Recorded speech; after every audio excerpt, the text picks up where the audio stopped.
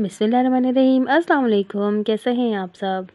रसूलुल्लाह सल्लल्लाहु अलैहि वसल्लम ने इरशाद फरमाया, मुझे अल्लाह की ज़ात पे यकीन है कि वो यौम अशूरा 10 मुहर्रमुल हराम के रोज़े को गुज़िश्ता साल के गुनाहों का कफ़ारा बना देगा। जब रसूलुल्लाह सल्लल्लाहु अलैहि वसल्लम ने यौम अशूरा का रोज़ा रखा और मुसलमानों को भी इसका हुक्म दिया तो सहाबा इकराम रज़ियल्लाहु तआला अन्हुम ने अर्ज़ किया, या रसूलुल्लाह सल्लल्लाहु अलैहि वसल्लम, यहूद और नसारा में भी इस दिन की बहुत ताज़ीम करते हैं।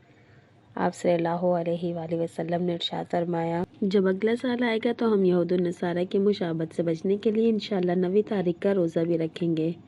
इब्न अब्बास रज़ियल्लाहु तआला अन्हु फरमाते हैं कि अगला साल आने से पहले ही रसूलुल्लाह सल्लल्लाहु अलैहि वसल्लम दुनिया से तशरीफ़ ले गए।